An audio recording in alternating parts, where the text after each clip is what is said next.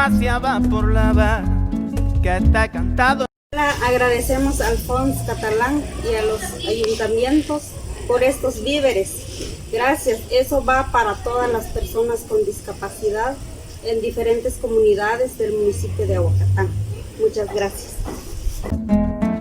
Fue así como en algunos ratos, viviendo en cuarticos baratos, aprendí de electricidad. Pues hay que vivir de algo decente